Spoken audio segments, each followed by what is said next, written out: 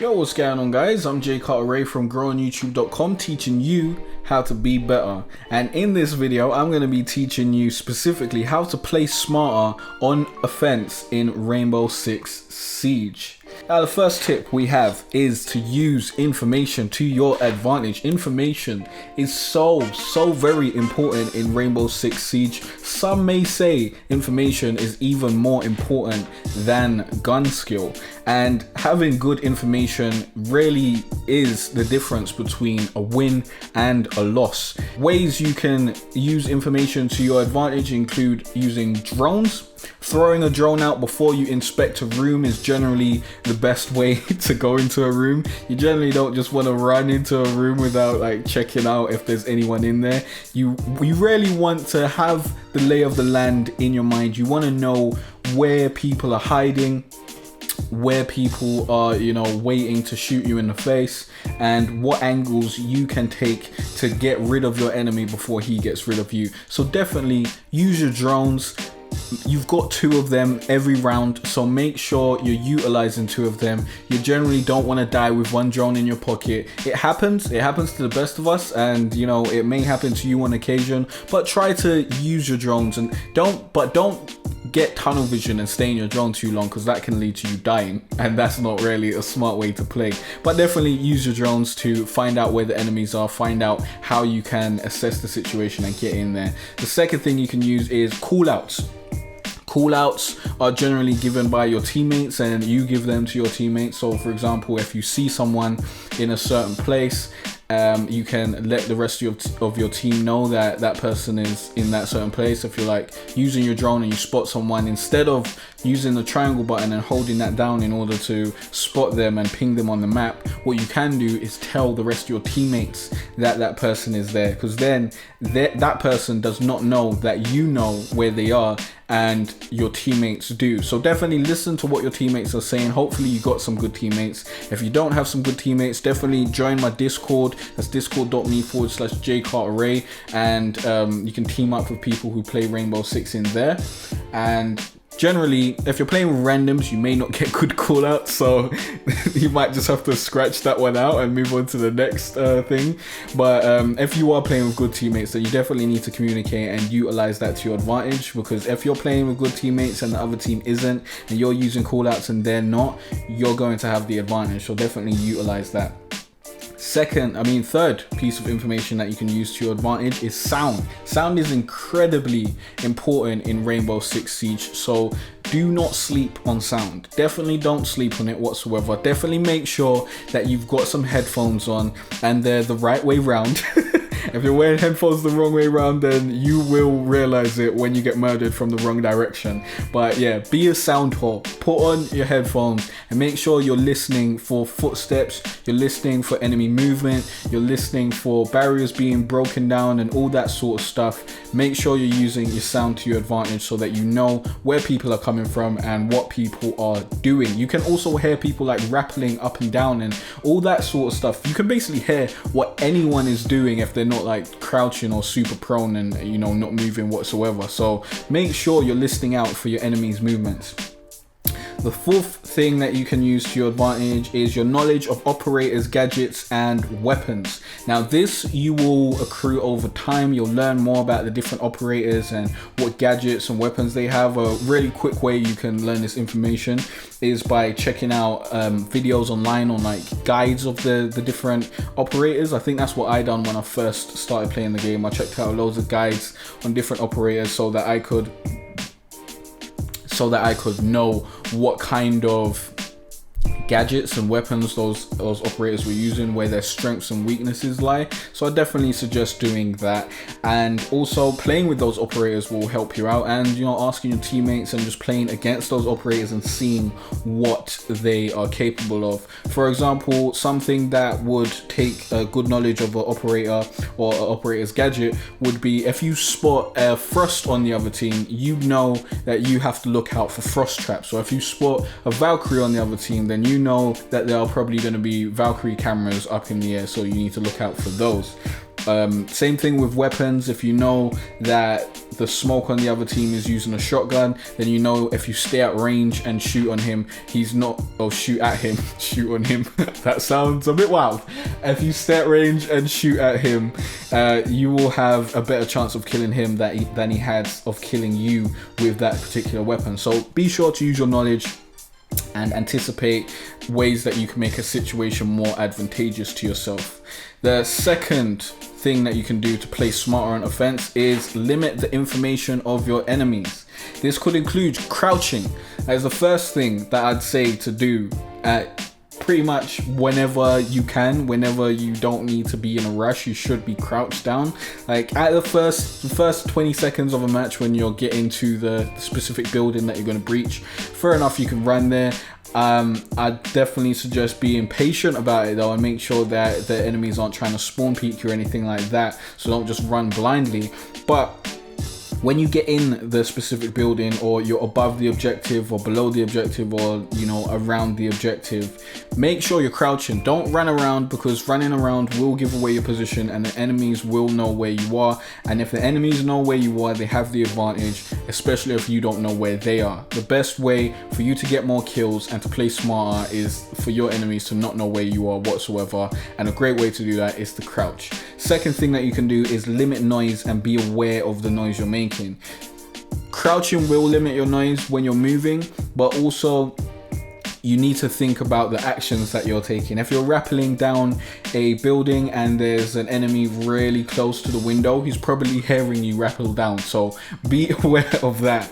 And if you're breaking glass or breaking barricades to get into a specific area, enemies can hear that, so you need to be careful when you do these actions to make sure that there are no enemies around that could be anticipating your entrance. So droning in and doing that sort of stuff, as I mentioned before, will really stop you from dying where you could have prevented it.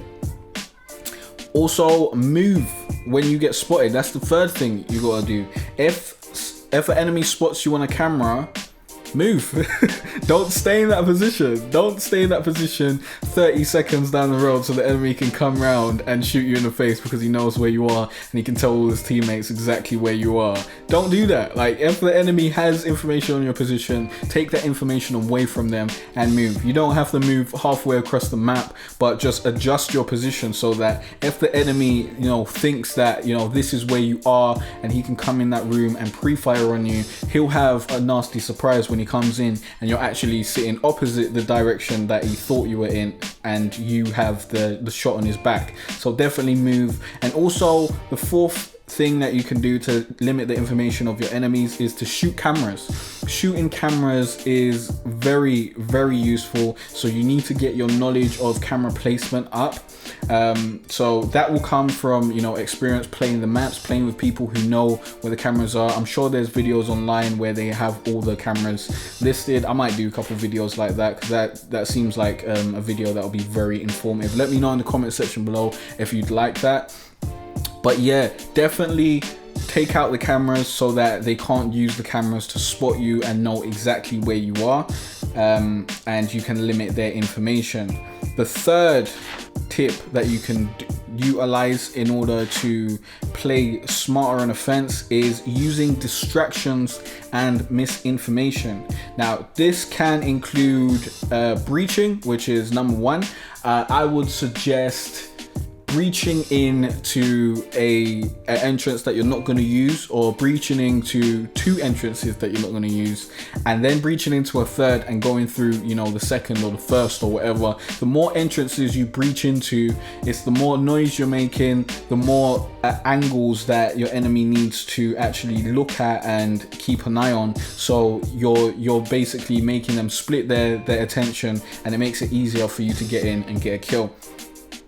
Also, you can use noise to direct misinformation. You can blow something up, throw a grenade. You can shoot and then quickly move to somewhere else, although I wouldn't suggest shooting that much because it really gives away your position. Throwing a grenade is probably the better course of action there, because they can't really know where the grenade came from. So stuff like that, just making a large amount of noise and then moving from that area where you've made the noise so that they think you're there, is a good way of utilizing noise against against your enemies. Shooting and breaking barricades is also a way that you can misinform your enemies. If you get rid of a barricade, or you just hit a barricade or shoot it up, your enemies are generally going to think that you're probably going to come through that barricade, or you're going to pop your head out in like the next couple of seconds. And if you do that and then you move on to another barricade, and then you're shooting through that, and then you move into another barricade, which happened to me in a game the other day. It was a little annoying. Doing that can keep your enemy on his toes and keep him, looking for where you are going to enter. So definitely do that. And that also, paired with the breaching, will create multiple openings, as I said before, which is really, really important in keeping your enemy looking everywhere and not focused on one specific position.